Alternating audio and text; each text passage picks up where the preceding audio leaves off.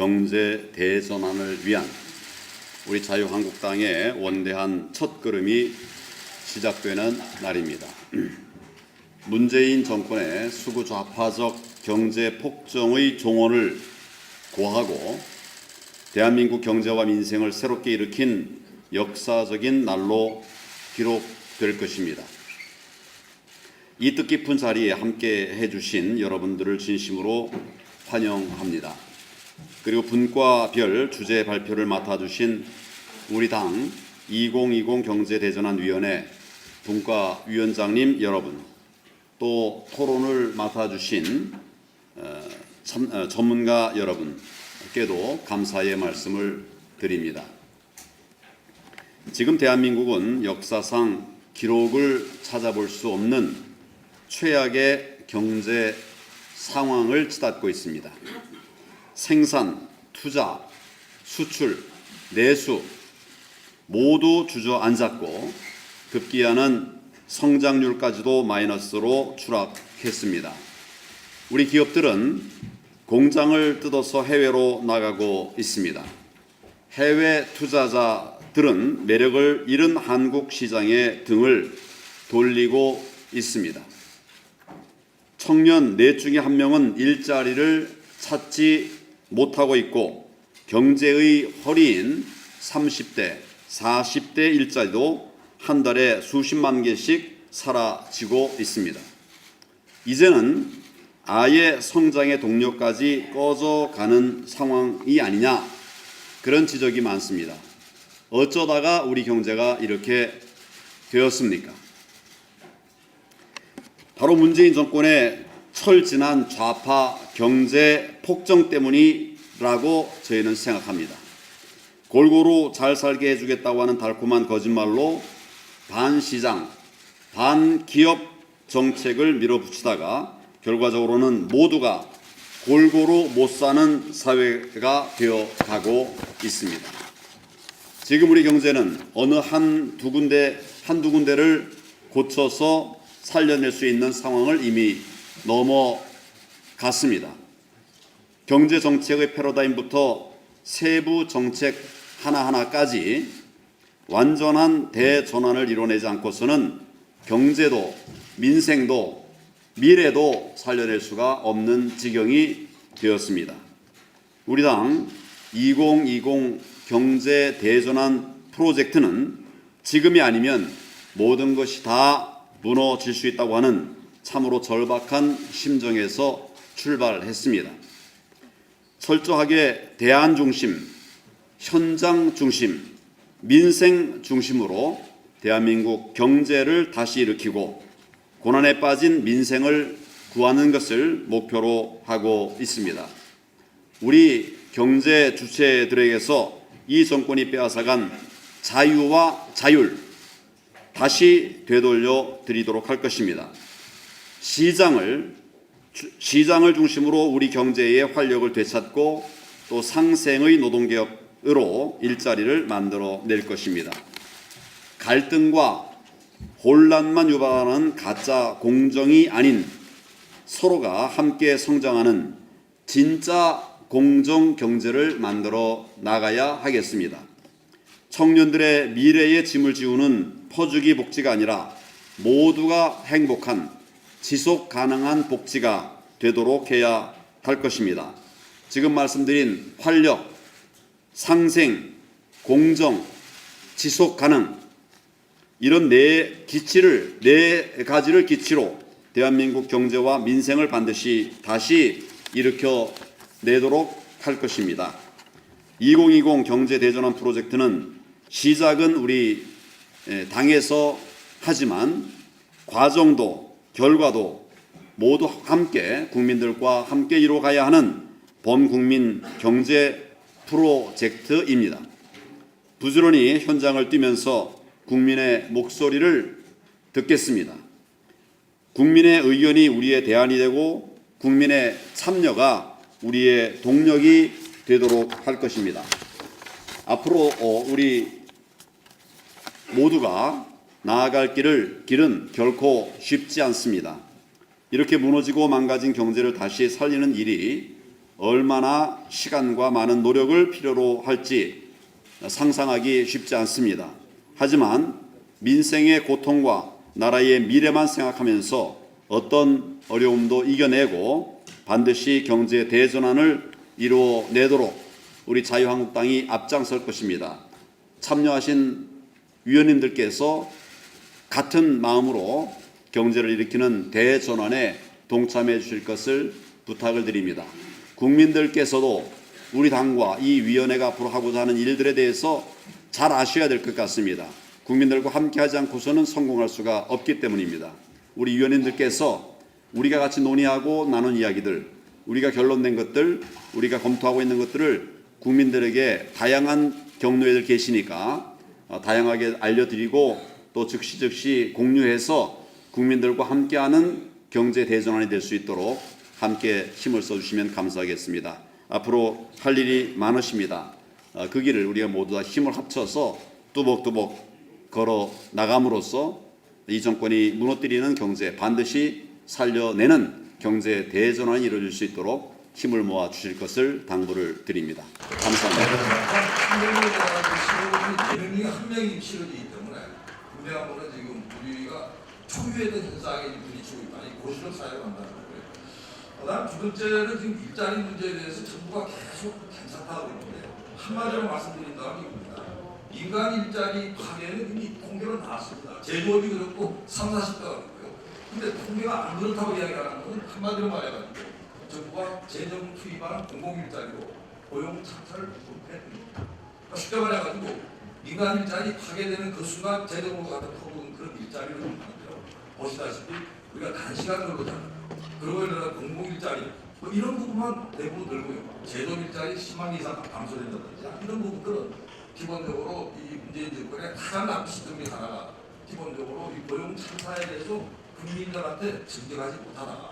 그리고 오히려 이 문제에 대해 가지고 상당히 이중성을 보인다는 거죠. 기업에 대한 탄압을 하면서 기업에 대한 일자리 만들려고 하는 그런 이중적인 태도를 보이는 그런 부분을 대단히 상당하다고 보고요. 그 다음에 세 번째가 사람 중심 경제를 이야기하는데 사실은 사람 중심 경제가 된다면 소득 불평등이 좀 준다든지 또 특히 우리 국민들로 봤을 때 중산층이죠. 중산층이 살아야 되는데 아마 여러분 뉴스 보셨을 거예요. 일가족이 들어가지고 다 돈만 자산하는 이런 부분들이 다 생각하고 때문에 느끼고 있고 우리가 외환위기 때 보던 일들이 지금 벌어지고 있고 어떻게 이걸 사람 중심 경제라고 할까요? 사람 잡는 경제고요. 이미 우리가 이 중산층의 붕괴라고 하는 것은 자영업 이 붕괴라고 하는 것은 통계로 지금 나오고 있습니다. 이미 지금 가장 우리가 저소득계층으로 전락된 게 자영업이고요.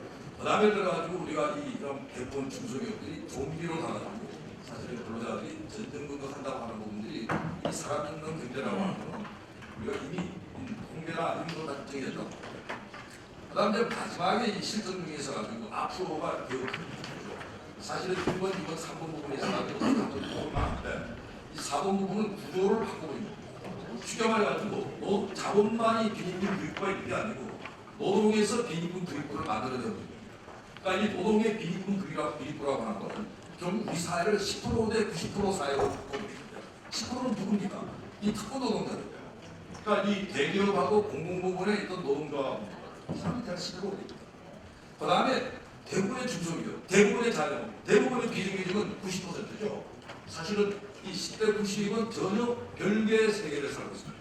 그러니까 최근에 그래가지고 뭐 정년 연장 이야기 나오는데 그것 또한 마찬가지입니다. 사실은 이 정부가 어떠한 문재인 정권이 정책을 내놓는다 하더라도 결국은 10%의 혜택으로 돌아가고 90%가 부담을 지는 그런 구조로 한다는 게 실제로 문제입니다. 어째 이거 왜 이런 일들이 발생했느냐? 사실은 뭐 복잡하게 말할 거 없습니다. 첫 번째가 이 정권의 성격인데요. 정권 자체가 민주노총과 이 정권이 사실은 합당한 거예요. 그러니까 어떻게 본다면 이 1등 공신이 민주노총이고 그건 결탁이라고 있습니다. 기본적으로 민주노총의 노선과 지금 문재인 정권의 노선 별로 다른 바가 없습니다. 우선은 이 반자본주의적인 그런 행동들, 그 다음에 반법치주의적인 그런 행동들, 그 다음에 규범을 파괴하는 이런 행동들은 기본적으로 노동실정을 만드는 데 가장 중요했던 겁니다. 그러니까 사실은 다른 데다가 최저임금 인상을 우리가 허용한다 하더라도 만일 우리가 이러한 이 정권의 성격을 찬탈한다면 최저임금 올리면서 기업이 더 노동 일자리를 만들도록 자유를 허용했을 겁니다. 규제를 풀었을 겁니다. 그러나 규제를 푼 적이 없어요. 그다음 두 번째는 뭐냐 하면 이 정권이 민주노총과 손을 잡으면서 사실은 한국노총은 현재 집권당과 같이 정책 연대를 했다가 지금 사실은 어떻게 본다면 버림받는 상황이죠. 그러니까 결국은 한국노총과 민주노총의 어떤 이 경쟁이라고 하는 거는 서로 경쟁적으로 최저임금, 경쟁적으로 근로시간 뭐 이런 부분들이기 때문에 이게 다른 말로 한다면 노동시장을 서로 경쟁적으로 경쟁화시키는 부분이고 바로 이 노동시장의 분열은 90% 서민 노동자들을 외면하는 결과를 낳았다 이렇게. 그다음 세 번째 부분에 있어가지고 아예 제가 볼 때는 노동개혁에 대한 이 개념이 없었다 이렇게 보고 우선은 노동시장이 이중구조 문제라고 합니다. 이제 옛날 노동시장이 이중구조라는 게 조금 어려운 단어죠. 대기업과 중소기업이 별개의 노동시장이 존재하든지 정규직과 비정규직이 별개의 노동 이걸 노동 이중구조라고 하는데 사실은 이 노동시장 이중구조 이야기를 꺼내지 않습니다. 노동시장 이중구조를 해결하려고 한다면 결국 민주노총이 양보해야 되는 거죠. 그리고 한국노총이 협조해야 되는 겁니다. 근데 사실 이걸 안 하고 뭘 해버린다는 말은 만사 재정입니다. 그러니까 재정 중국은 일만 생기면 다 재정을 가는 거고 사실은 이 실정이 원인 부분이 있어가지고 노동으로 풀어야 될 부분들을 다 재정으로 통해 노동 실정의 원인, 노동 실정이 깊어졌다 이렇게 말씀을 드립니다. 그 다음에 네 번째 부분인데요. 이 네 번째 부분은 조금 더 그림을 그려가지고 여러분 설명을 드려야 될 겁니다. 우선은 지금 우리가 또 이제 자유한국당의 어떤 이런 자리고 아까 말씀드린 대로 이 실정의 원인 자체가 정치에서 나오기 때문에 결국 정치로 풀어야 될 문제를 많은 분들이 제기하고 있습니다. 한번 볼까요? 우선은요, 우리가 이 지금 유권자 국토를 보시게 되면 이게 지금 중산층이 가운데 쪽이죠. 이게 사실은 정상적인 나라고. 그리고 사실은 제가 볼 때는 우리가 87세대 이전에 87년 민주화운동 이전만 한다더라도 중산층이 우리나라 민주화운동을 만들었고 그 당시에 중산층이 가장 활발했습니다. 그러나 그 이후에 이 87세대 들어가면서 문제가지고 계속 노동자 특히 이 특권 노동자 편향적으로 갔습니다. 그 결과가 뭐냐면 90%와 10%가 단 다릅니다. 그러니까 이 10%는 어떤 10%냐면 나라면 숫자는 10%밖에 안 되지만 정치적 영향력은 90%를 압도하는 그런 나라입니다. 그러니까 사실은 90%는 유권자가 훨씬 많음에도 불구하고 정책의 능력은 작은 바로 이게 바로 민주주의이고 바로 이에 들어가지고 정책이 제대로 된 정책이 나올 수 없는 그런 문제라고 생각이 듭니다. 그래서 사실은 이 문제에서 우리가 지금 해법을 찾아야 합니다. 자, 그럼 어떻게 바로 잡을 것이냐? 사실 이제 어떻게 바로 잡을 것이냐고 이제 핵심인데요. 일단은 제가 볼 때는 지금 우리 자유한국당이나 앞으로 우리가 가야 될 방향은 기본적으로 87체제를 여하히 극복하느냐. 아까 말씀드린 대로 노동자 중심의 그 민주화라고 하는데 어떻게 보면 이 특권 노동자들의 어떤 이익을 챙기는 이런 87체제는 무너뜨려야 된다. 그래서 포스트 87체제라는 이야기를 합니다. 결국 노동자 중심에서 근로자 중심으로 가야 되고 왜 이걸 극복해야 되냐는 기본적으로요. 우리가 민주화와 동시에 진행됐던 게 기술혁신이고 동시에 진행됐던 게 세계화입니다. 이게 서로 똑같지 않아가지고 우리가 도저히 재간격을 가지 못했다는 겁니다. 그래서요. 경제에 대해서 끊임없이 인식을 왜곡시키고요. 정치가 정책을 계속 왜곡시키는 이런 와중에 노동운동은 계속 이런 꼴로 간 겁니다. 아까 말씀드린 이런 형태죠. 그래서 사실은 이러한 부분들은 어떻게 보면 되게 구조적인 문제들이고 특히 이 87체제가 경제에서 제기했던 경제민주화, 기업의 사회적 책임이나 공공성의 강화나 이러한 원리 부분들이라고 사실은 노동조합들의 남용이 공공의 이익을 침해했던 이런 케이스로 봅니다. 그럼 결국 이 87체제를 잡는 포스트 87체제에서가 첫 번째 부분은 정책무대 기본으로 바로 잡아가는 겁니다.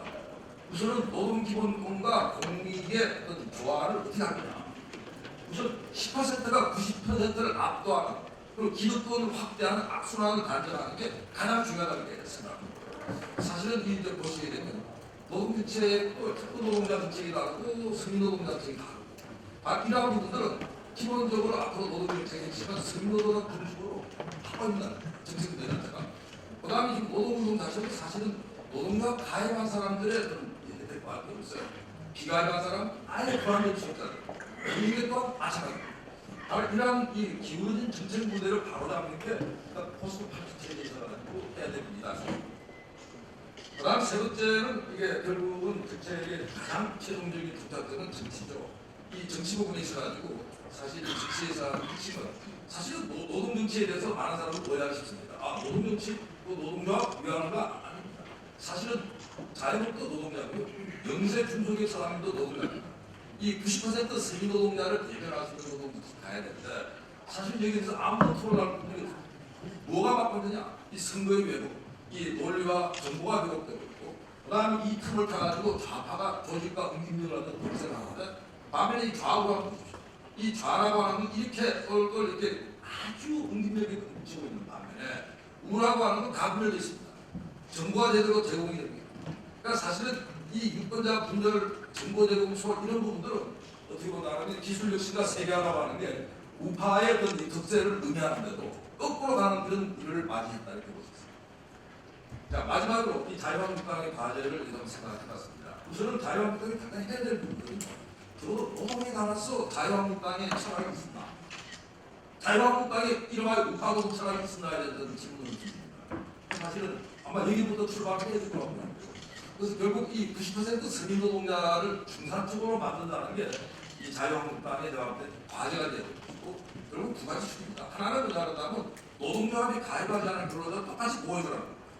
그 다음 노동기본권과 일반 사람들의 이익을 조화시키라는 겁니다. 사실 이 문제가 이렇게 쉬운 문제는 아니에요.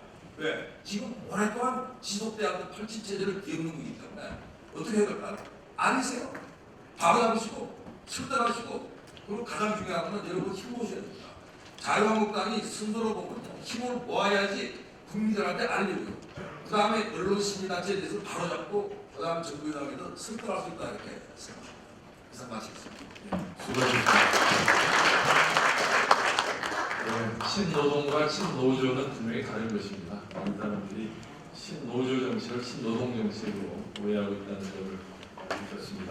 그럼 예고해드린 대로 이어서 복고일 선생님을 단상에 모셔서 토론이라기보다는 기조 발언을 좀 해주십시오.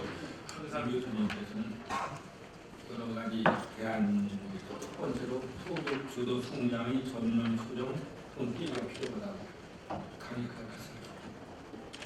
교수님께서는 노동조합의 도움을 받지 못하는 90%의 노동자들이 10%의 노조원들에게 소득 이전을 강요당하고 있다는 말씀이십니다.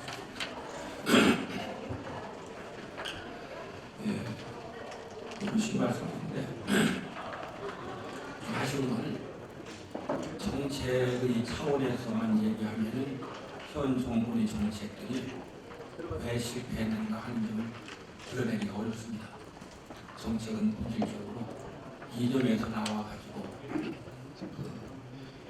그걸 자양으로 삼아서 세워지는 것이기 때문에 이념 문제를 짚어야 됩니다. 지금 우리 나라가 이렇게 단시간에 무너져내는 것은 대한민국의 구성 원리인 자유민주주의와 시장경제에 어긋나는 정책들을 합니다. 그런 정책들은 현 정권이 전체주의라는 그 이념을 추종하기 때문에 나온 것입니다. 산발적으로 나온 정책들이 실은 그 점에서는 뿌리가 깊고 나름의 일관성을 지녔습니다. 그래서 쉽게 자신들도 수정하기 어렵습니다. 지금 문제가 되고 있는 것은 정책의 차원이 아니고 이념의 차원이라는 것을 먼저 확실해야 됩니다. 그래서 전체주의 이념을 따랐기 때문에 대한민국의 구성 원리와 어긋나고 그래서 이러이러한 부작용들이 나왔다.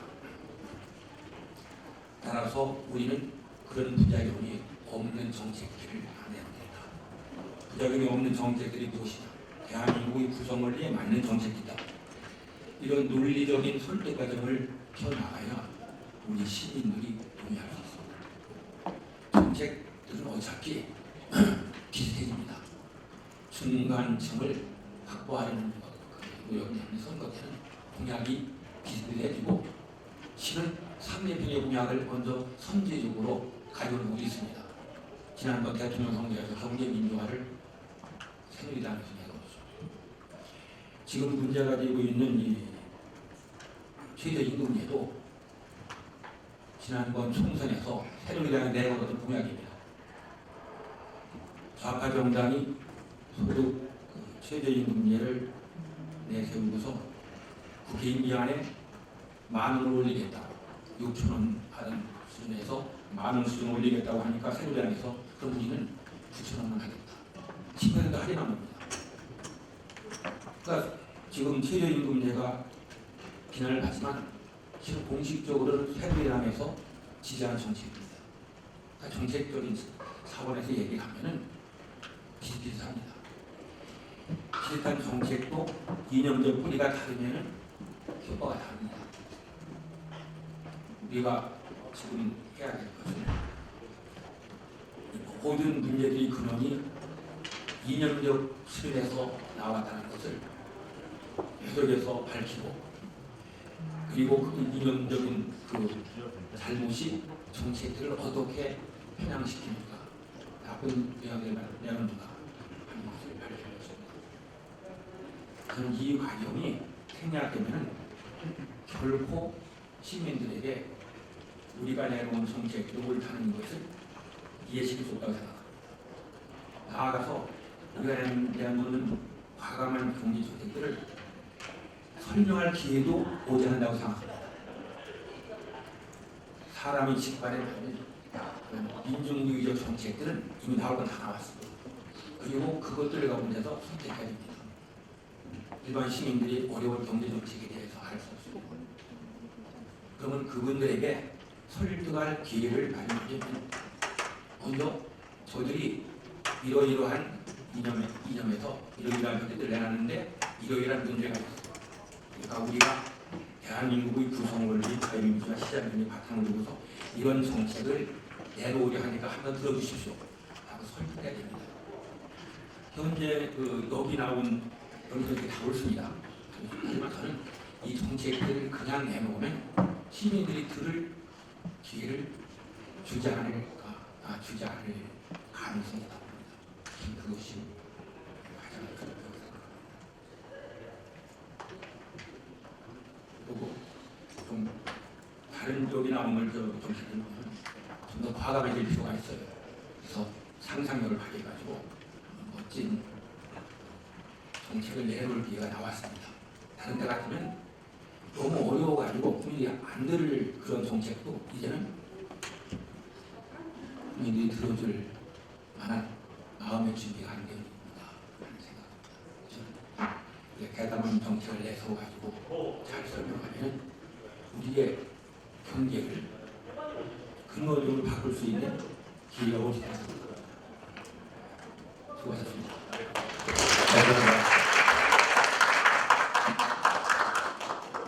귀한 말씀 우리 위원회 활동에 크게 반영하겠습니다. 이어서 최준선 공정시장경제 문과위원님께서 발제해 주시겠습니다. 10분간. 네, 안녕하세요. 제가 자료를 준비했기 때문에 읽어보겠습니다. 한국 경제는 지금 내리막길을 시작하고 있습니다.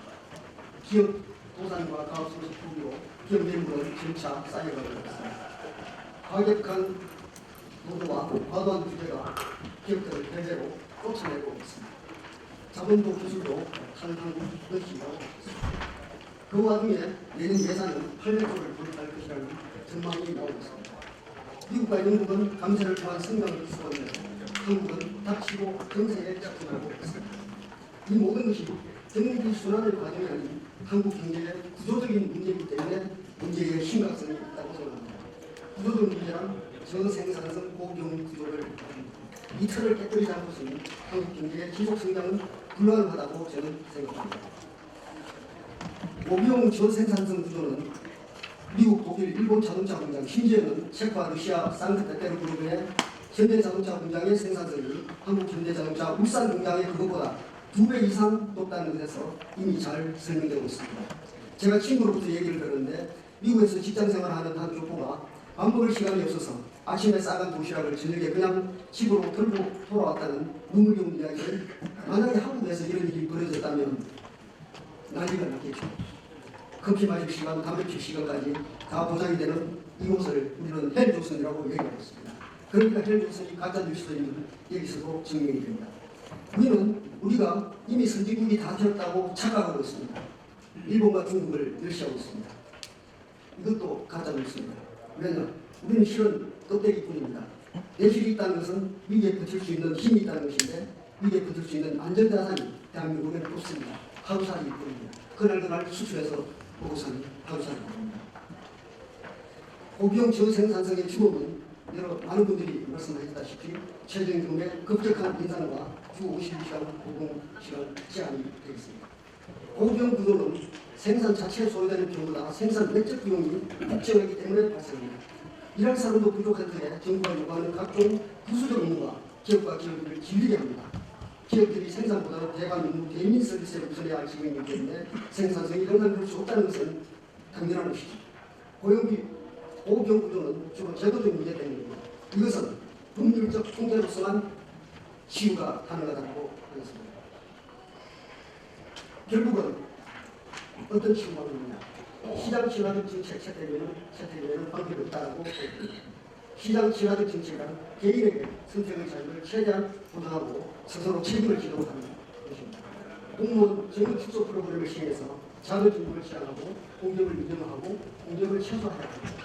독점을 억제하고 모든 기업은 시장에서 공정한 경쟁을 하도록 합니다. 경제발전의 최대 목적은 국민의 삶의 질을 개선, 소비자의 복지 향상에 주제가 합니다. 그런데 지금 한국은 오히려 너무 어렵습니다. 과연 어디서부터 어떻게 손을 대야 할지 모를 정도로 전 산업 분야에서 어려움을 겪고 있습니다. 경제 대전환을 이끄는 시장 친화적 정책은 불가능합니다. 그래서 2020 경제 대전환이 필요한 이유라고 보겠습니다. 저희 오늘의 키워드는 자유와 개인입니다. 당연한 것이지만 우리는 자유를 최고의 가치로 삼아야 합니다. 철학자 스피노자는 정치의 역할은 대중의 자유의 확장이라고 했습니다. 그러므로 자유한국당은 자유라는 부르기 나에 뭉쳐야 합니다. 보수는 그리고 자유가 가장 중요합니다.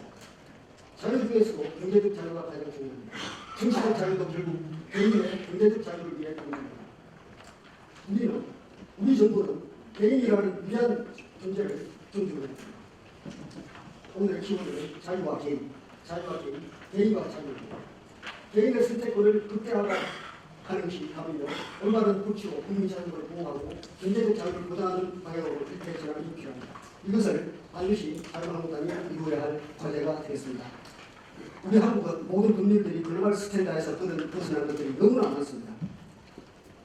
그리고 많은 의원님들께서 발의하시고 여기 다 적어놓지는 않았습니다만 수많은 법률들을 전부 고쳐야 합니다. 하루아침에 불가능하겠지만 차근차근 집권 5년 동안 충분히 해낼 수 있다고 생각합니다. 기업을 범죄 집단으로 기업가를 전제적 범죄자로 인식하는 법률을 대대적으로 개편해야 됩니다. 정명판대 원칙을 도입해야 하고 5년 이하, 7년 이하, 10년 이하, 살인죄보다도 더 무거운 형벌을 부과하려고 하는 이런 제도들은 조속히 개선되어야 합니다. 저의 오늘의 키워드는 자유와 개인. 이 자유와 개인을 위해서 우리는 열심히 나아가야 할 것 같습니다. 감사합니다. 네, 감사합니다. 네, 앞으로 우리가 공정한 시장 경제의 어떤 원칙인지 대강을 밝혀주셨습니다. 앞으로 참조하도록 하겠습니다. 그럼 다음에 이어서 우리 지속가능한 복지를 주제로 고민하게 되실 따뜻한 시장경제문화위원회 위원장 김용하 교수님 발제 부탁드리겠습니다.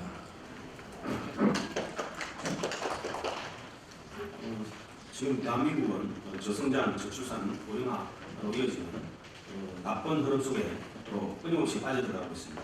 이런 상황에서 새로운 국가 전략 수립이 급히 필요한 상황이라고 생각합니다. 글로벌 경제 구도화에서 한국 경제가 지속적인 성장을 확보할 수 있는 방향을 찾아야 되고 저출산과 평균수배 연장으로 세계에서 가장 높은 인구 비율을 가진 노인 인구 비율을 가진 국가로 진행되고 있는 상황을 극복해 높은 수준의 경제 성장이 지속되면서도 정신적 풍요와 생활의 질적 향상이 이루어지고 평화롭고 자유로운 사회를 만들어 가야 됩니다. 자유시장 경제의 기본 원칙인 경쟁적 성과주의가 경제 성장의 본질이지만 상생의 조합 방안도 함께 필요합니다. 그렇지만 현재의 정부와 같이 단순한 복지 예산 확대와 같은 땜질 정책만으로는 지속하지 하지 않습니다. 저는 이 정부가 처음 출범할 때 경제는 망칠 것으로 생각했지만 분배까지 망칠 것으로 생각하지 않았습니다. 그렇지만 2018년 우리 소득 분배 상황을 보면은 2003년 통계 작성 이후에 최악의 분배 악화 상황을 만들어놨습니다. 2019년 1·4분기도 마찬가지입니다. 전체적으로 가처분 소득이 마이너스 1.3% 감소됐습니다.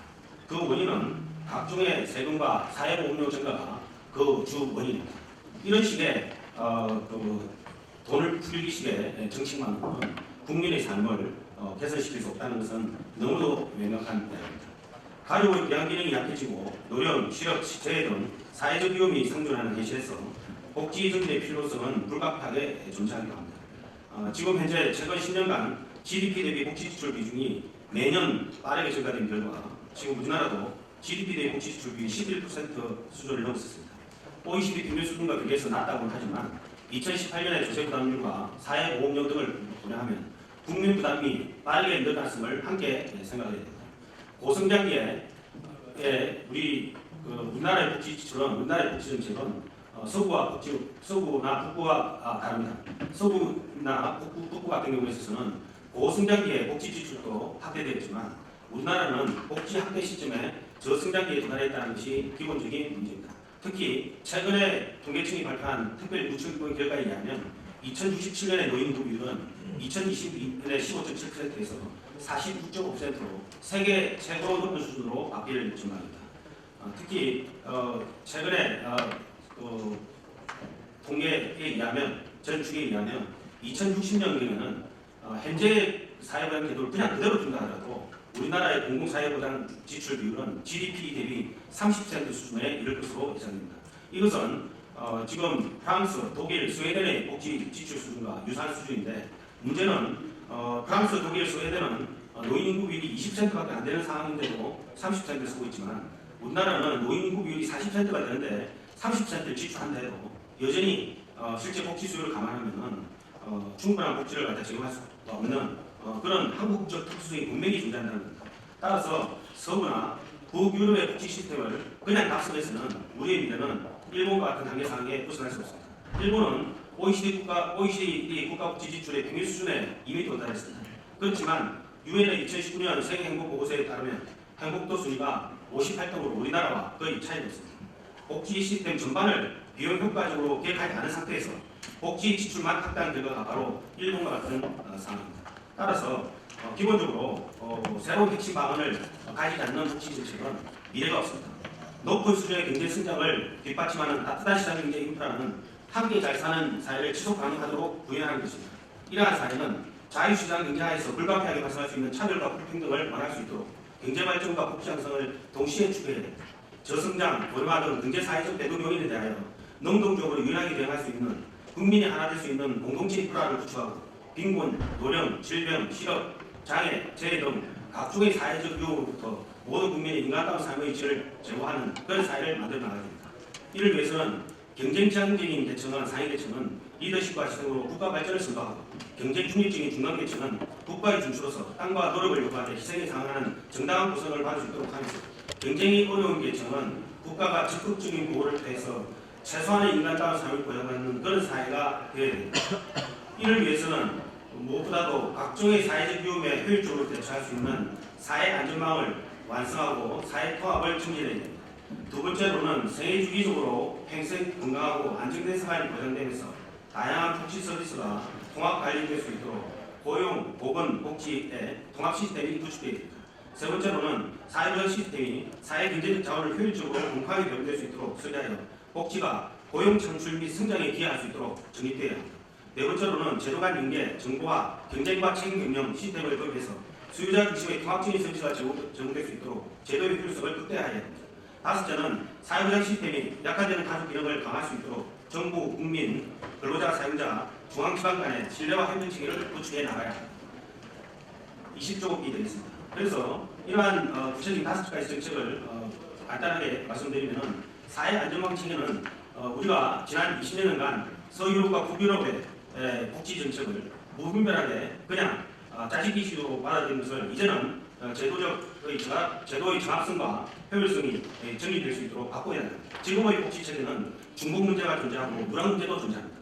이런 것들을 지속 가능성 측면에서 바꾸고 사후적 치료적 복지에 대해서 빈곤 예방적 복지제도로 발전시켜 나가야 됩니다. 특히 지속 가능성이 유입받고 있는 사회복지제도의 장기적 안정성을 제고할 수 있는 대책을 공고히 해야 됩니다.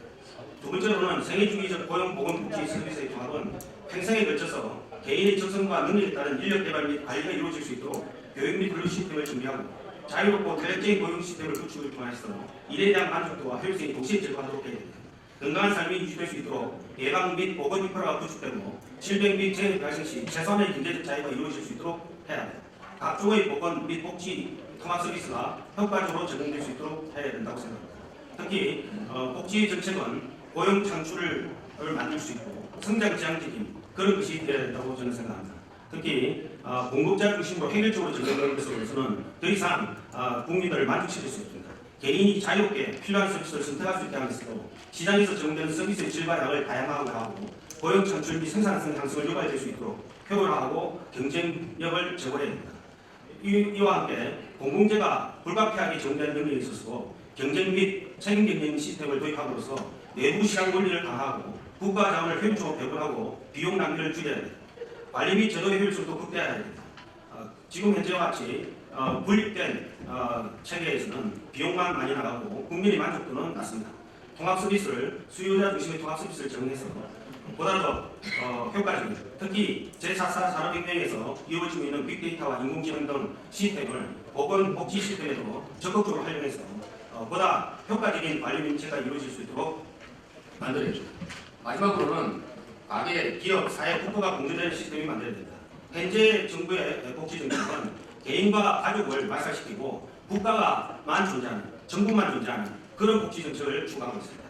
개인과 가족이 중심이 돼서 책임도 지고 또 복지 체계로 함께 끌고 나가는 그런 정책이 됩니다. 그래서 형평성과 평등성이 조화될 수 있으면서 전반적으로 모든 국민들이 함께 우리 복지 정책에 대해서도 부담하고 함께 끌어나갈 수 있는 그렇게 해서 가족과 개인이 살아날 수 있는 가족과 개인이 중심이 될 수 있는 그러한 복지 정책을 만들어 나가야 제대로 된 복지 정책, 지속 가능한 복지 제도가 가능할 것으로 생각됩니다. 감사합니다.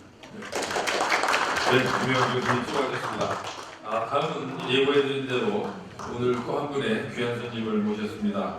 전 기획재정부 장관이시고 현재 성균관대학 교수이신 박재환 한반도 선진화재단 이사장님의 저는 국회의원 그리고 행정부에 합쳐서 한 9년 가까이 몸을 담고 있었기 때문에 우리 경제가 지금처럼 어려운데 대한 일단의 책임감을 무겁게 느끼고 있습니다. 그래서 제가 오늘 드리는 말씀이 자칫 유체 이탈 화법처럼 비칠 수도 있겠습니다만 제가 9년간 책임 있는 자리에 있으면서 반성하고 느꼈던 점 그리고 오늘 그 발제를 해주신 5분의 주옥 같은 말씀에서 다소 더 강조했으면 좋겠다는 점 등을 엮어서 간략히 말씀을 올리겠습니다.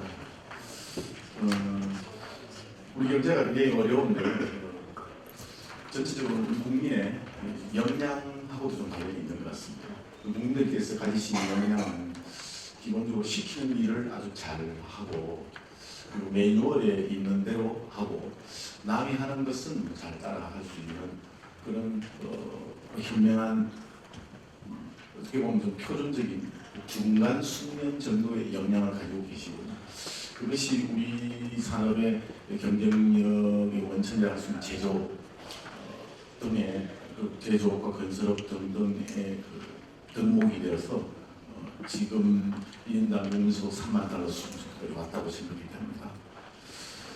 근데 여기서 한 7, 8만 달러, 10만 달러까지 나가려면 이 표준적인 역량을 좀 뛰어넘어서 시키지 않는 일도 찾아서 하고 또 전혀 낯선 환경에서 새롭게 맞닥뜨린 상황에서도 일을 쳐낼 수 있는 그런 문제 해결 역량, 창의력, 여러 가지 이름을 붙일 수 있겠습니다. 그런 정도의 역량까지 국민들 신에게 올라가야 되지 않겠나 생각이 됩니다.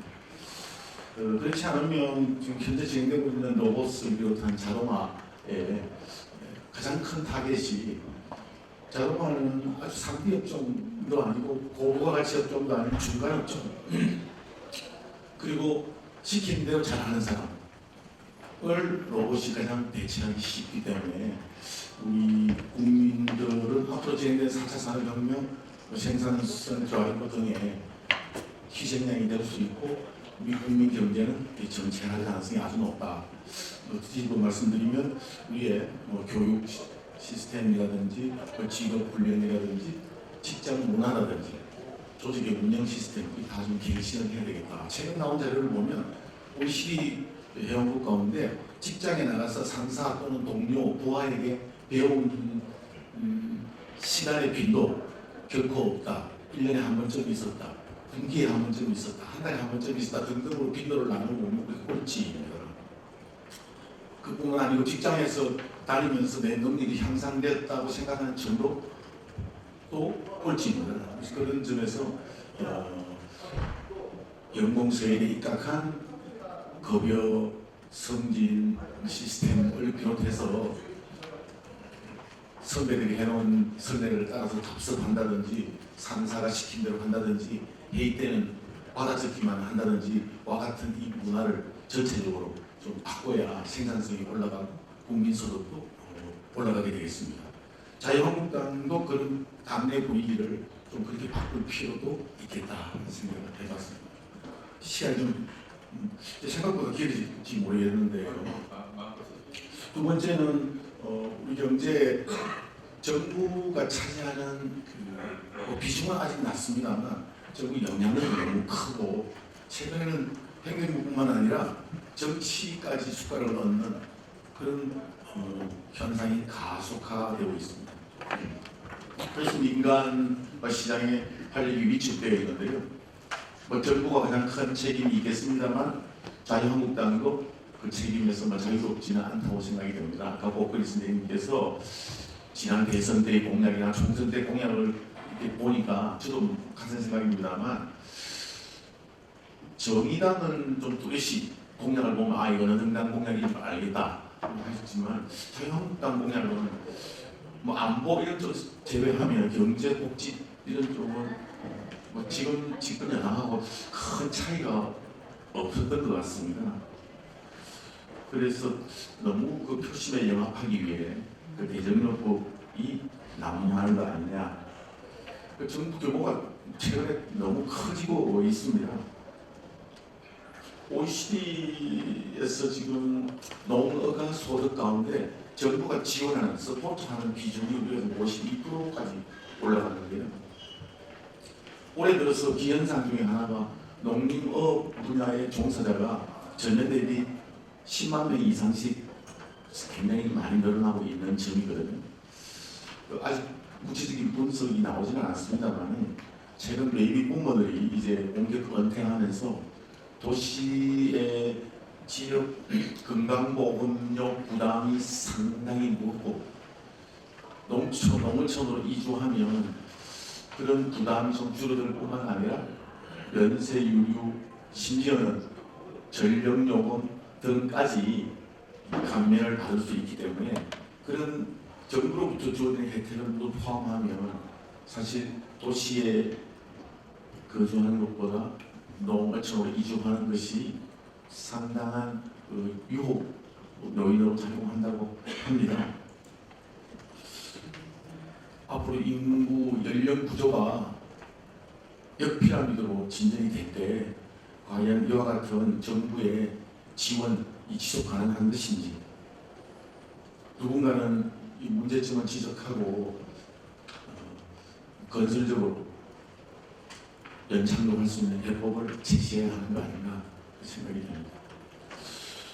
지난 20년 저도 책임이 큽니다만 조세의 자원 배분의 왜곡도와 재정 지출의 생산성 이 변화한 방향을 보면 OECD 영국 가운데 대한민국이 가장 나쁜 방향으로 둘 다 진화해 왔습니다. 진화라기보다는 역진했다고 해야 되겠죠. 예를 하나 드리겠습니다.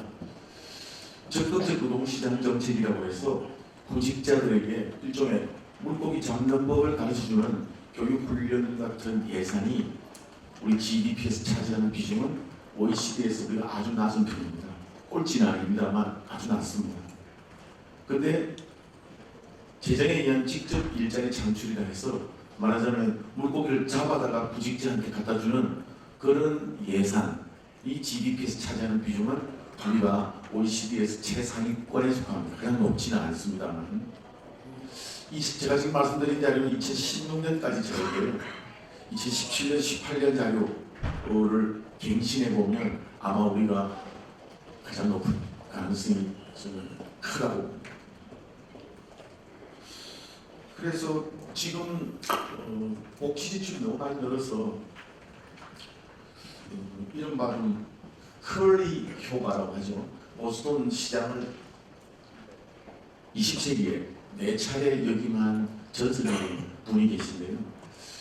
아일랜드계인데 보스턴에 있는 가난한 아일랜드계 시민을 위한 복지 지출을 대폭 늘렸다가 그 후가로 보스턴에 거주하던 부유층, 전문가, 심지어 나중에 중산층까지 모두 보스턴 근교의 다른 도시로 이주를 하는 일이 빚어졌고 보스턴 시 근고는 파탄에 이르게 되어서 학자들은 이런 잘못된 정책을 잊지 말자 해서 그 사람의 이름을 어떻게 붙여 커리 이펙트라고 기린다 할까요? 좀 어감이 이상합니다만 잊지 않도록 하고 있는데 이 커리 이펙트가 현실화될 수 있다.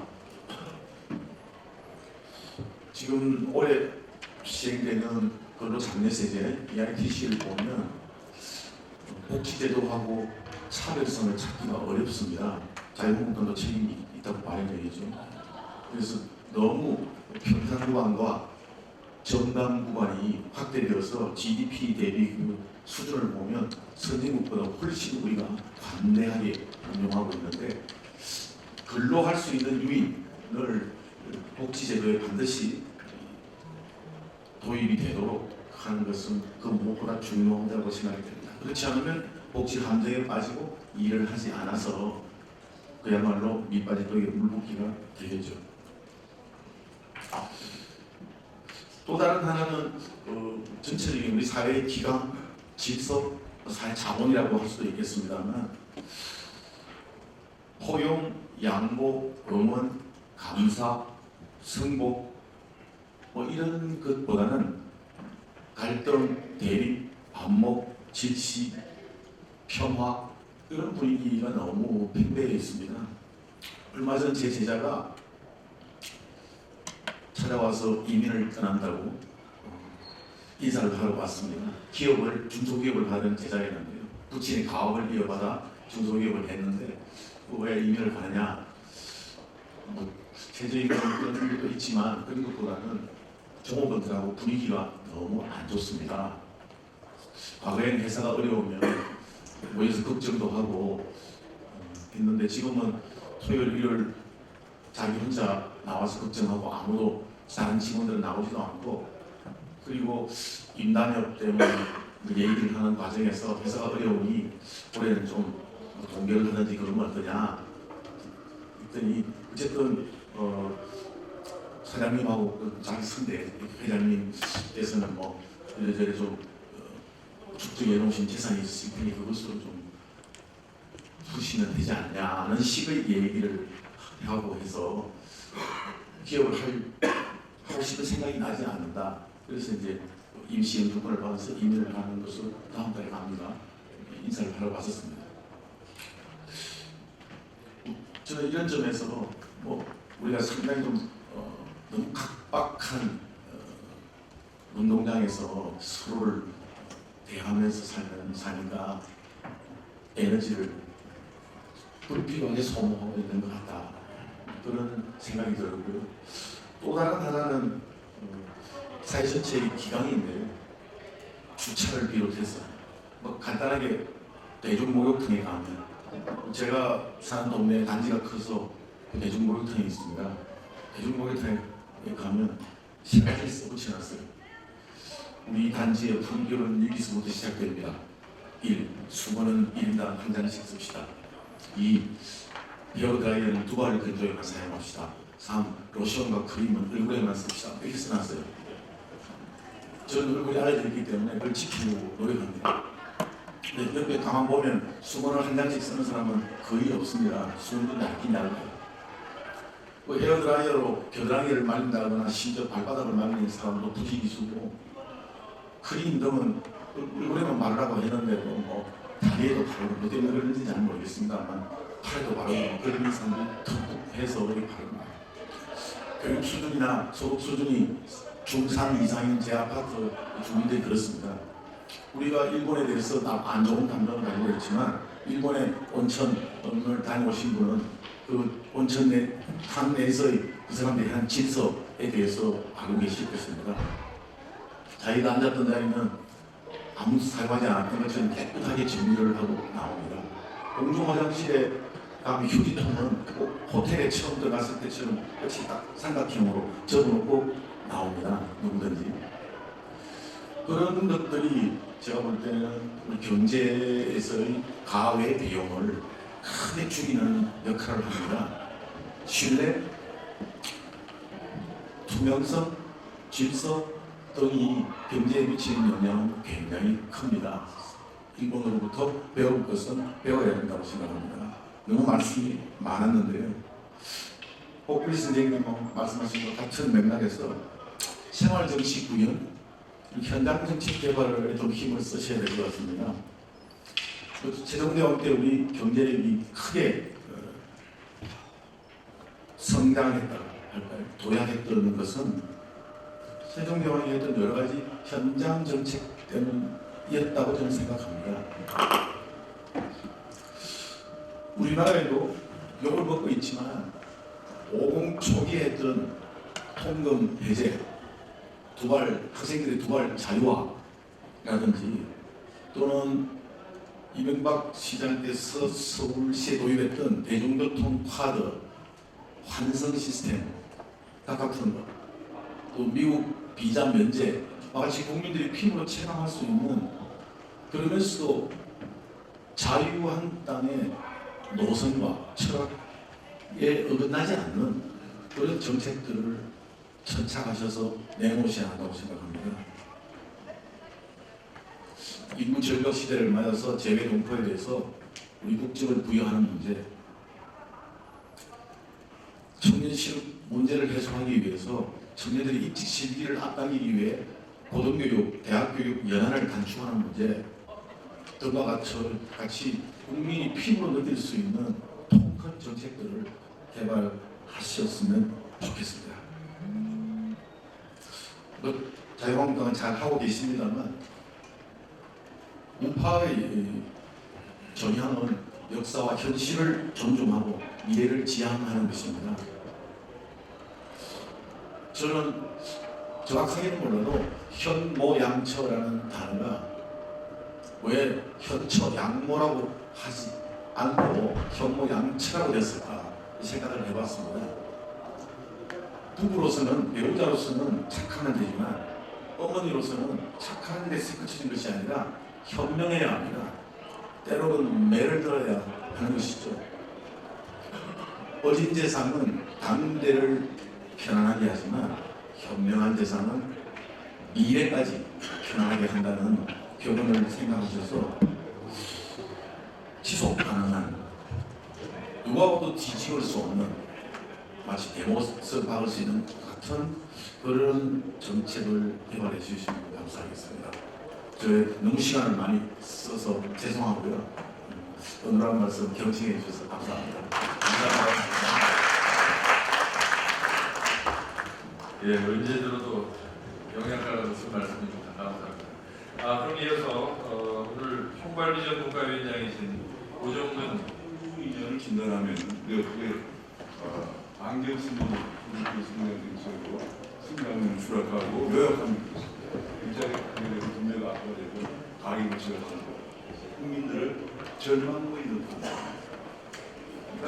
우리나라는 원전 대외 자원 사례가 다 파괴하고 국가기구 인프라를 파괴하고 토지 대령으로 수입 상대하게 되는 이런 것 때문에 미래 세대를 올해는 잃어버린 시대로 기회를 만들고 있다.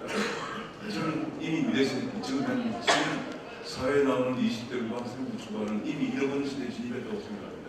이번 1.4분기 성장률에서 많은 분들이 주목하지 않는데 민간 소비 0.1 이게 굉장히 중요한 거예요. 민간 소비 증가율 0.1이라고 하는 민간이 소비를 못하는 얘기가 이게 장기불안이 증가하잖아요. 왜냐하면 내게 GDP에서 민간 소비 비중이 50에 60을 차지하기 때문에 이게 해보았는데 굉장히 절대 해보았습니다. 그래서 그런 이제 잃어버린 시대를 우리가 국민 정부가 만들어낸다. 그래서 우리는 성장률이 이렇게 추락하고 지금 우리가 경기가 이런 또뭐 경기가 작년 확하게 5월달 정도는 매출 조각하면 이렇게 인상 조각한 적이 없습니다. 올라갈 줄은 안 됩니다. 전대식에서 경기 부담을 효과가 없는 상황입니다. 뭐 무시보는 뭐 그냥 수단이 이렇게 나와 있습니다. 계속 이런 예가 없습니다.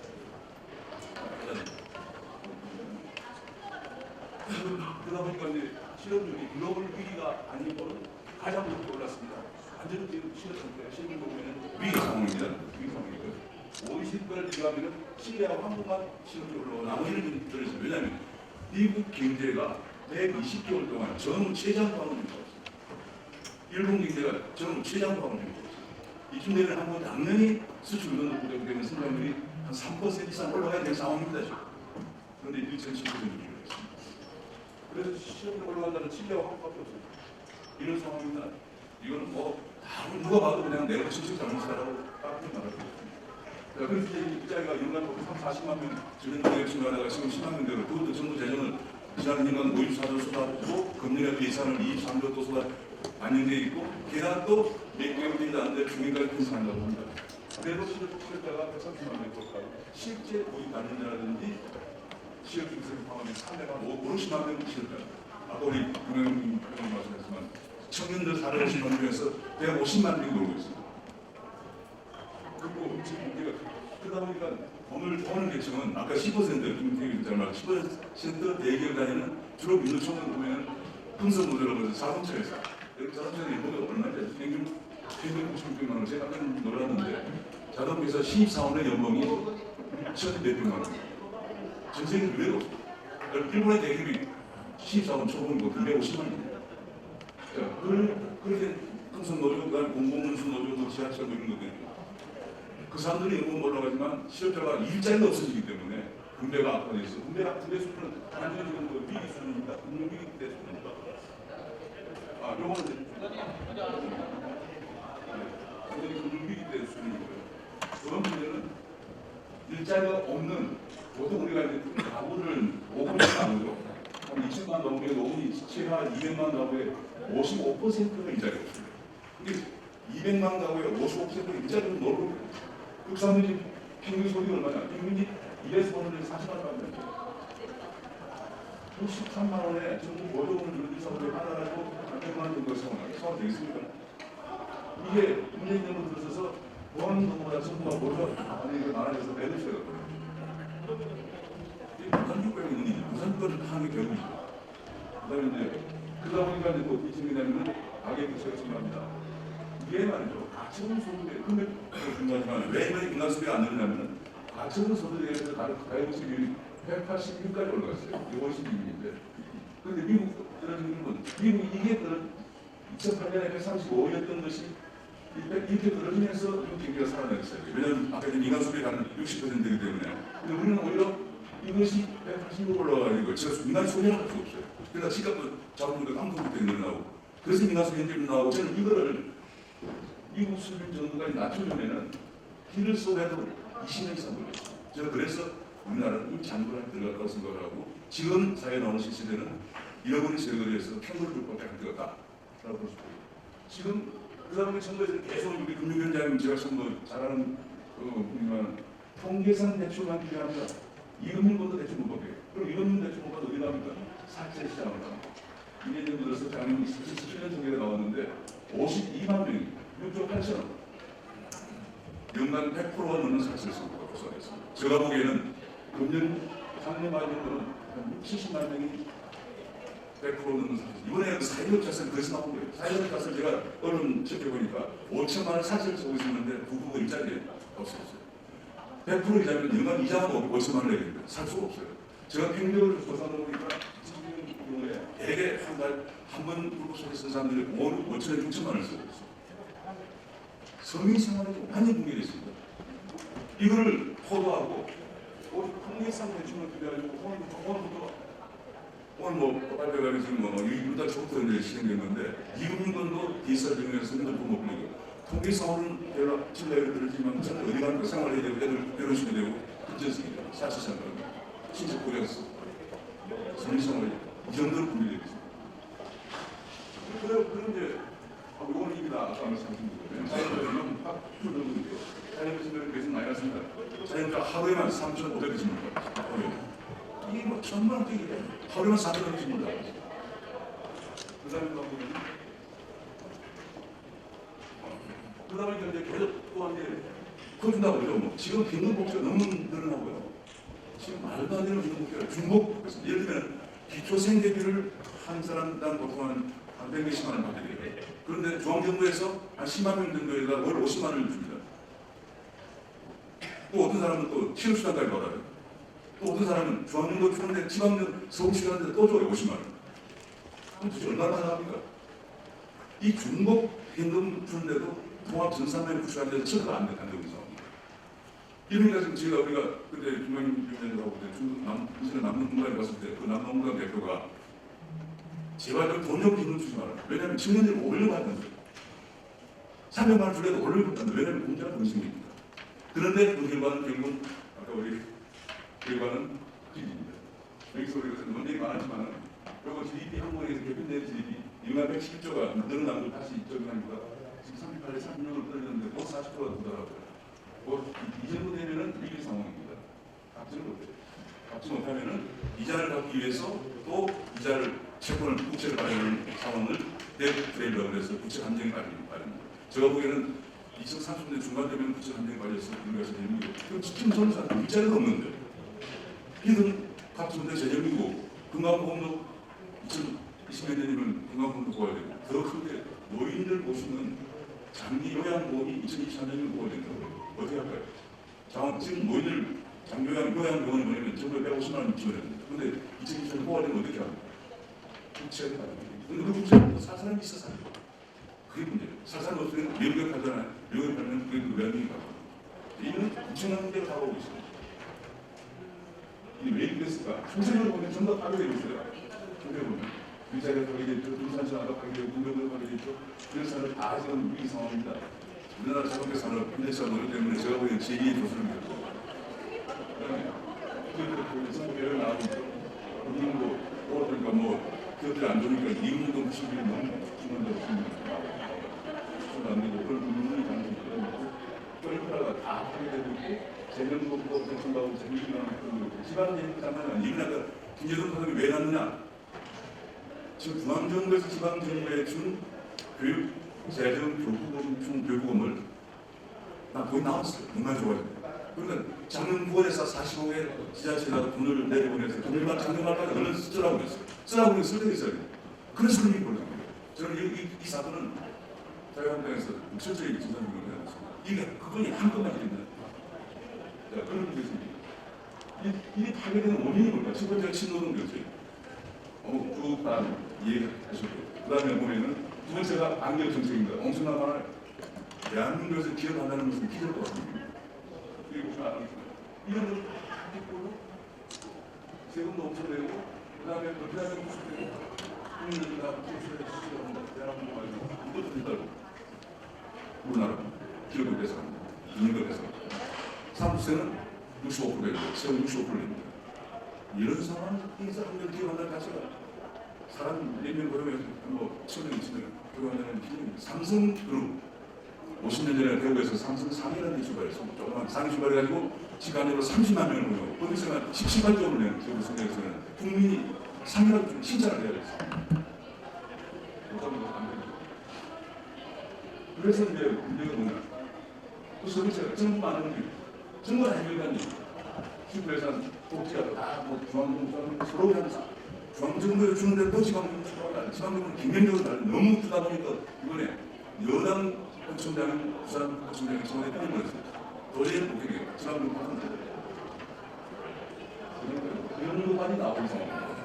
그 다음에 슈퍼에서는 이런 거 하느라고 중앙 진출하는 선물 앞두고 내년에도 뭐 청년 취업자가 한 50만 원 조건이 재밌거든. 청년들 표가 잘 나오더라. 내년 선물 앞두고 국민 취업자라는 거 해봅니다. 참 어마어마한 분이 나라입니다. 국민들 사기 좋은 나라입니다. 다른 나라 중국과 침착에 원래 시행을 안 거뒀습니다. 그래야만 중국에 살아나죠. 공산국가의 중국도 감세를 합니다. 우리는 중국 침착에 질서를 해가지고 이렇게 나왔는데 이렇게 이런 정치였습니다. 국가고시는 그래도 중국 정선하고 연기는 고발서 단체되고 대행이 실상입니다. 우리가 그 2011년도에 유럽에서 그리스 비행을 했을 때 그래서 파파데르 수상한 얘기가 뭐냐면은 국민이 원하는 노동을 다 주겠다. 지금 바로 그런 국가입니다. 그 다음에 이제 우리 어디 가느냐 이런 사회스 사회로 가는 거 아니냐는 우리들이 지금 사회를 예를 들면 형 사회를 해물로 했냐 뭐 이러는데 여기 내용을 보면은 국민들이 다시 보편적 복지 정부의 경제에 그리고 파멸된 그랬습니다. 지금 그래서 국회의원 탈출해서 예를 미국에 걸어서 240만 명이 미국에서 빠졌다 안 가보는데 가면 돌려보라. 못 삽니다. 살 수가 없습니다. 이 내용들이 연결해서 보시면은 너무 유사한 내용이 많습니다. 우리가 과연 어디로 갈 것인지 원래 대졸라가 아주 성향을 놓고 잘 살던 성민대장 연sek이 이 국가였는데 마이너스 10%로 떨어지면서 이런 게 있거든요. 그 다음에 그래서 뭐냐? 제가 이 시대 상황, 문재인 정부 2년을 벌이면서 시대 상황을 어떻게 설명할까? 국민을 젊을 그 다음에 미래세대에 대해서 이런 미래를 가지고 있다. 그래서 대전을 해야 되는데 희망을 살려주자. 희망을 살려주자. 그 다음에 미래를 보장해주자. 이런 방향으로 자연대를 가겠다. 이거는 이제 좀 더 논의하는 겁니다. 일단 제가 이제 총괄 공과위원회가 이 생각을 했다는 얘기입니다. 그래서 이제 저희가 생각하는 것은 희망을 살리는 게 있고 그리고 젊은 사람들이 미래를 할 수 있는 길을 만들어야 돼요. 국민들에게 희망을 살리고 미래를 할 수 있는 길을 만들어 이렇게 했고 이걸 하기 위해서 이런 식으로 우리가 비전이 있으면 그 비전을 다시 직접 발휘가 아까 사회부가 황희상 시장님인데 공정 시장님인데 지속 가능한 거예요. 그리고 따뜻한 시장 국민들을 바꿨습니다. 어제 우리 중간고등학교 토익 때 따뜻한 시장님들과 꼭 적극적인 그런 이미지를 준다고 그랬어. 오빠 제 친구들한테 자기가 교수들한테도 비판을 많이 받았어요. 그래서 스스로 하는 것도 상상하는 것도 이렇게 해서 국가에서 기준을 발생할 수 있는 대안들을 내놨고 대선을 해야 한다. 즉서는 국가 중심주의에서 시장 중심주의로 되잖아. 소득 조성에서 혁신 필요한 시장 정책으로 되잖아. 그 다음에 기업과 노동 간의 기울인 부분에서 균형 있는 정책을 아까 상상하는 그런 정책으로 되잖아. 그 다음에 파블리즘 실험하고 재정비율을 도입해서 재정비율을 예방하는 정책을 했습니다. 그 다음에 이런 것들, 국가 인프라를 성립을 중단하고 국가의 경제 기본 인프라를 평양을 중단하고 인프라를 강화하는 방향으로 있는 부분을 가야 됩니다. 그 다음에 지금 세계경제가 이사롭지 않습니다. 금융위 10년 세대로 있지만 대외경제 경쟁에 플러스 성공에 능동적으로 되게 위기를 예방하는 정도로 돼야 되는 이런 식으로 우리는 완전히 대전을 해서 국민에게 희망을 주고 다음 우리 젊은 세대들이 미래를 가져가는 그런 정책으로 우리 사회공단은 정책을 하고 있다. 그런 생각입니다. 네, 감사합니다. 네, 모두에 말씀드린 대로 각 공과위원장님들의 오늘 발제는 일단 각 공과위원회에서 비전을 정립하기 위한 일종의 기조 발제였다고 생각하시고 향후 비전과 정책 과제가 확정되는 대로 다시 또 보고드릴 기회를 만들도록 하겠습니다. 오늘 또 세 번째 기민을 모시겠습니다. 최강 박사님 오래 기다리셨습니다. 우리 경제학계 원로 경제학자이시고 지금도 왕성한 연구 활동으로 후배들의 귀감이 되고 계십니다. 최강 전 복지부 장관님을 박수로 환영합니다. 어떤 장관은 두 가지 이야기를 하는 그 중에 국민의 의식과 실력의 중요한 하겠습니다. 이 모든 이 두 가지를 아우르면은 우리가 기술적인 테크노크래트적인 발상을 해야 요약이 될 수 있습니다. 제가 준비한 자료가 55쪽에 있는데요. 읽어보시기 바라고 앞에 많은 분들 5분의 위원장님께서 말씀하신 1분 중독이 되지만 제가 강조하고 싶은 거에서 중독이 되더라도 저는 이 다음 대통령 자유한국당에서 나오기를 바라고 그 대통령이 국민들한테 제1성 선거 때는 이 말을 하기가 좀 힘들다 생각합니다. 일단 당선이 돼서 첫 국민들한테 나와서 해야 되는 말씀은 이렇게 해주시면 저는 참으로 고맙겠습니다. 국민 여러분의 삶은 여러분이 책임입니다. 절대로 국가가 책임질 수 없습니다. 앞으로 국가에 기대하지 마십시오. 이 말씀을 대통령이 당선이 되고 나서 국민들한테 할 수 있어야만 하는 겁니다. 이게 안 되면은 저는 매약이 무효라고 생각합니다. 여러분이 이제 시장과 오늘 이야기 다 나오면 시장 자유시장 중에서 그리고 경제 원리, 경제 정책은 경제 원리를 충족시키지 않으면 어떠한 정책도 성공할 수 없습니다. 과연 우리가 그렇게 많이 듣는 시장에 대해서 제대로 알고 있습니다. 우리가 여러분 경제 원론을 저런 분들과 앉는 때 경제 원론을 듣고 심지어 대학에서 강의를 하시는 분들조차도 정책의 경제 원리를 과연 적응을 시키고 있느냐 저는 굉장히 부정적인 그러면서 이제 많은 사람들이 경제 정책에 답이 없다. 경제학 교과서에 봐도 답이 없다. 저는 절대로 그렇게 생각이 않습니다. 경제학은 절대로 어렵지 않고 경제 정책은 반드시 정답이 있습니다. 문제는 우리가 정답 자체를 알려고 하지 않는 데 있습니다. 자, 첫 마디 문장을 보시면은 변사가 조정을 할 때는 자신의 감각을 믿으면 안 되고 계기판을 믿어야 한다. 하늘에 올라가면 전부 좌우가 공간이 안 돼서 그의 감각을 믿을 수 있습니다. 그런데 우리는 자신의 전문가들의 감각을 가지고 경제 정책을 하려고 합니다. 그리고 사막을 건널 때도 규칙이 있는데 우리는 사막을 건널 당연히 지도를 가지고 있는데 지도가 안 되고요. 사막을 건널 때는 나침판을 가지고 가야 됩니다. 그러면 경제 정책을 두고 이 게시판과 나침판이 뭐냐? 그게 바로 시장과 경제 원리입니다. 자, 뭐 이렇게 이 다시 문가에서도 앞으로 이 점을 좀 가려해 주시기 바랍니다. 세상에 공짜가 없다고 다 은혜는 다 아는데 모든 정책이 공짜가 공신함으로 나옵니다. 그리고 자유로운 교환과 거래가 참으로 잘 된다. 중요하다. 그런데 모든 정책은 자유로운 거의 대부분의 99.9%의 정책이 자유로운 교환과 거래를 막는 정책. 그 제들이 그때 52시간 어렵게 생각하고 있습니다. 노동시장에 자유 교환과 거래를 막는 것. 그리고 우리가 잘할 수 있는 것은 뭐냐? 생산 주도 성장을 해야 됩니다. 우리가 50년 전보다 지금 가서는 지금 우리가 생산하는 것이 옛날에는 80밖에 생산 못했는데 3만 불 생산을 했는 거죠. 에티오피아가 400불밖에 안 되고 룩셈부르크가 10만 불이 되니까 그 룩셈부르크는 1인당 10만 불을 지금 생산합니다. 에티오피아는 400불밖에 생산 안 하는 겁니다. 뭐냐? 생산 주도 성장을 해야 됩니다. 소득 주도 성장. 자, 경제 대전환의 방식을 말하면서 표현이 활기찬, 따뜻한, 언젠가는 저는 이해를 처음 안 하고 있는데 이걸 가지고 과연 국민들한테 이 얻어가는 오늘 이렇게 많이 굉장히 좋은 자료 이 용어들이 전달을 할 수 있었는지 저는 솔직히 내가 밖에 나와서 이야기는 안 하겠지만 이 자리에서 제가 자, 우리 포크 선배께서 이름이 중요하다고 했습니다. 근데 이념이 중요하다고 했을 때 그게 뭐 우리는 진보 보수를 이야기하고 좌파우파를 하는데 그렇게도 이념을 또 추상적으로 하고 많은 논란이 있고 뭐 진짜 이념은 종교와 같아가지고 있는 그 답이 뭐 정답이 없습니다. 그러나 굉장히 다행스러운 것은 자유학당 당명의 자유거든요. 여러분이 대한민국의 정체성으로 이야기하는 자유민주주의와 자유신앙의 자유가 들어있습니다. 이 자유가 뭐냐? 근데 이 자유의 본질과 현실 우리가 많이 나오는 국가의 모든 정책이 어떻게 연결되는지를 죄송하지만 전문가들은 잘 모르는 것 같습니다.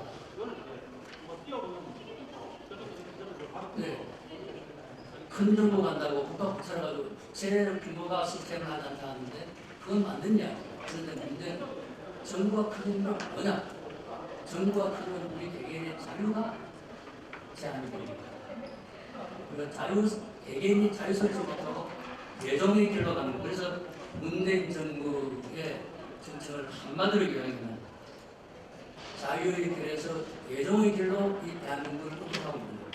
이게 문재인 정부의 모든 한마디로 이야기하면 대한민국을 지금까지의 자유의 길에서 물론 완벽하지 않아도 상당히 자유의 국가에서 예정의 국가로 끌어가고 있는 것이 문재인 정책의 본질이라고 생각합니다. 자, 한국 경제 무엇이 문제인가에 대해서는 많은 분들이 이야기했습니다.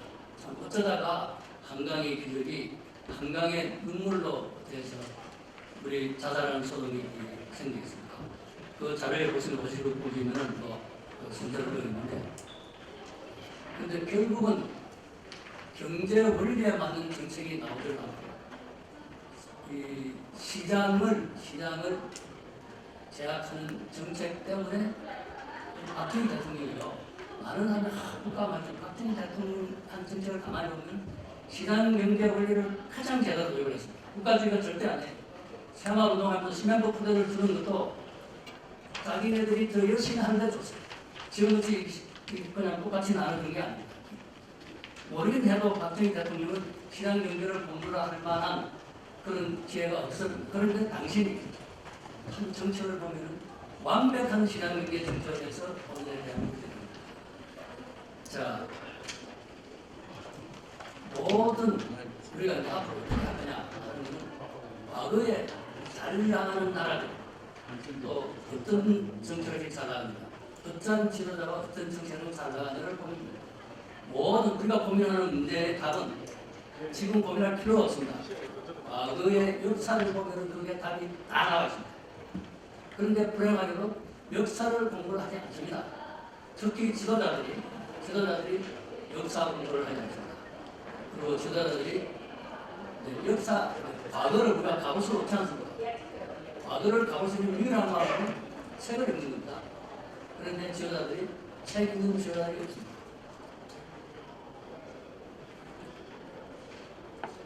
자, 근데 역사가 중요하고 역사를 문재인 정부가 또 혹은 다른 정당의 정책이 빼앗기는 이야기입니다.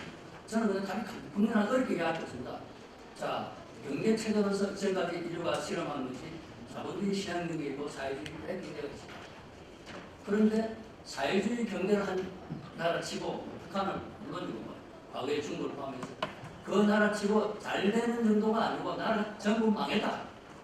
국민의 그래야 하면 되는 거 아니에요? 그 이상 답이 뭐가 있습니까? 국민한테 지금 문재인 정부가 하는 정책은 사회주의 정책 플러스 종북이라는 이상 정책이 들어있다.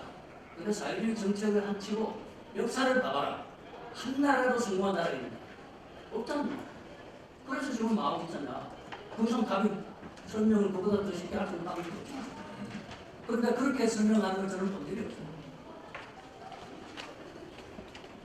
자, 그리고 이제 뭘 어떻게 해야 되느냐 하는 거는 뭐 세상에 새로운 것이 없기 때문에 제가 강조하는 의미로 세 가지를 이야기하겠습니다.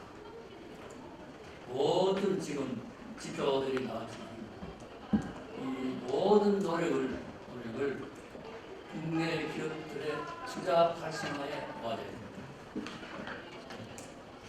전 세계의 자본과 기술이 대한민국에 와서 마음대로 사업을 하라. 사실 박정희 대통령 시절이 그랬습니다. 그때는 창안이라는 형식이었지만 전 세계의 자본과 기술이 대한민국에 왔습니다.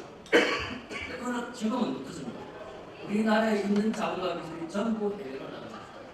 그 통계에 대한 건 여러분이 책을 보시고, 자, 두 번째는 여기도 처음 제가 생각하는 바가 아니고 우리 위원장님 35분 중에도 다 나와 있습니다. 제가 강조하는 부분에서 말씀을 드리면 기업가들의 사기를 대단히 진작시켜야 합니다. 전 국민을 먹여 살리는 것은 대통령도 대학 교수도 국회의원도 아니고 기업가입니다. 기업가들이야말로 최고의 애국자입니다.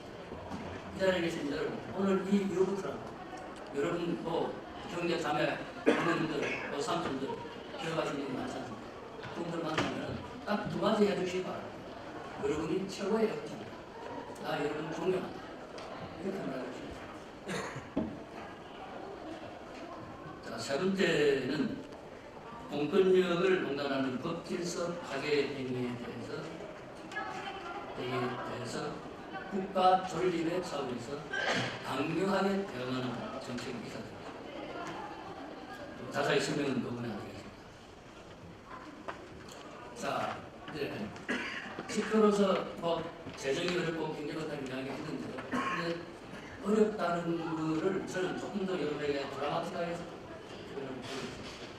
많은 분들이 우리가 그동안 참으로 노력을 해서 3만 불에 왔다고 생각합니다. 그러나 문재인 대통령 가까이와 아무리 뭐 해도 속도가 늦은 분들이 조금 지나면 상황고력하고 이렇게들 다들 생각합니다. 저는 오랜 전부터 참으로 낙관이 지났습니다. 저는 베네수엘라 꼴이 이야기 나왔지만 지금 3만 불로 2만 불로 떨어진다는 걸 알입니다. 내년에 성장률이 1% 2%가 아니고 남미의 큰 나라들 대부분이 20세기에는 지금 우리가 22세기잖아요. 20세기 초반에는 남미의 큰 나라들이 미국이나 브라파와 똑같은 수준을, 그런데 일본 사람들이 남미로 이민을 갔겠죠. 무신고 누가 이민을 갑니다. 그런데 반타락이 났지 않습니까? 우리 경제도 저는 이대로 가면 저는 반타락이 난다고 저는 확신을 합니다. 근데 이 분과위원회에서 제발 반타락을 방지할 수 있는 그런 이 정책을 해주시기 바랍니다. 그럼 제 발표 기조 발제문에 마지막에 보면 한 장에 세계의 지도자들이 한 말을 제가 따놨습니다. 이게 여러분 처음 듣는 말은 하나도 없습니다. 그러나 이 라이강의 기적을 일으킨 에러가 참이 태처 수상의 그 강력한 기적입니다. 이 토마스 제퍼슨의 미국 대통령, 로널드 레이건 대통령이 본인들이 애절하게 각각의 그 시점을 자기 나라 국민들한테 이게 내가 생각하는 결론이고 내가 가지고 있는 신념이다. 이렇게 그 신념과 판단을 가지고 정책을 하니까 국민들은 잔소리 마세요. 따라오세요. 한 말들이 수없이 많은 말을 했지만 이 경제 대전환 정책과 관련해서 참고가 꼭 됐으면 하는 이야기를 제가 한 장의 정의를 수없이 많이 있지만 한 장의 정의를 드렸었는데 이 부분을 이 위원장님께서는 잘 반영을 해주시고 여러분들도 실제 여기 뭐 위원님도 계시고 앞으로 위원님 되시는 분 계시고 교수님 계신데 이 부분에 대해서 그냥 알고 옮기는 것이 아니고 이게 자기 몸에 이 철학과 이 사람이 진짜 이랬구나 하는 이런 그 본질을 좀 잘 해주시면 좋겠습니다. 이 경제가 아니고 여러분 맨 마지막에 레이건이 한 말이 있습니다.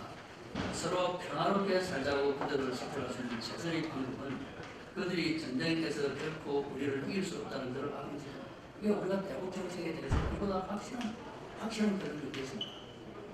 레이건이라는 사람은 링컨 대통령은 미국이라는 나라를 구한 사람이고 레이건은 세계를 구한 사람입니다.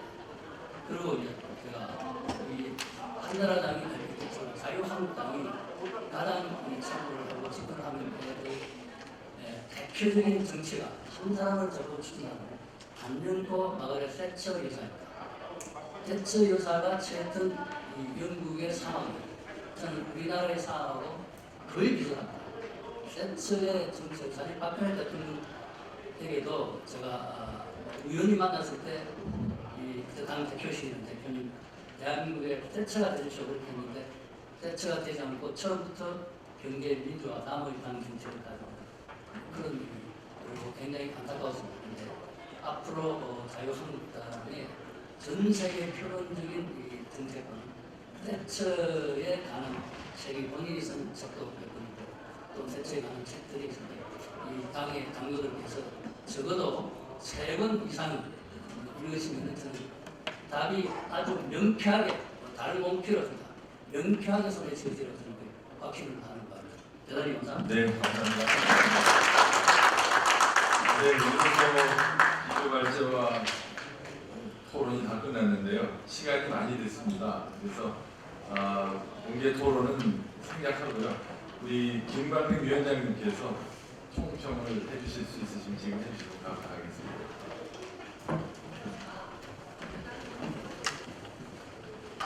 예, 끝까지 지켜주신 많은 분들께서 제가 느끼는 거하고 같은 생각을 했다고 봅니다.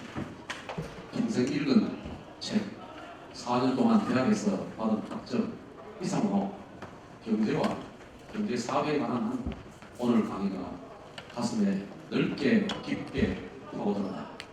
이 말씀을 잘 받아서 보다 촘촘하게, 보다 디테일하게 만들어가는 것이 자유한국당의 경제 대전환, 특히 내년에 경제 대전환 위원회가 해야 될 일이다 이렇게 생각합니다. 앞으로 5개 국가별로 이와 같은 모임을 갖고 생각을 넓혀가는 그리고 역사에서 배우는 그런 위원회가 되었었고 내년 총선에서 국민들로 하여금 자유한국당을 이해를 하고 나라를 이해를 하는 방향으로 그리고 2022년에 정권을 꼭 자유한국당이 찾아온다기보다는 나라가 제대로 되는 쪽으로 갈 수 있도록 자유한국당이 앞장서겠다 하는 생각을 가지게 됩니다.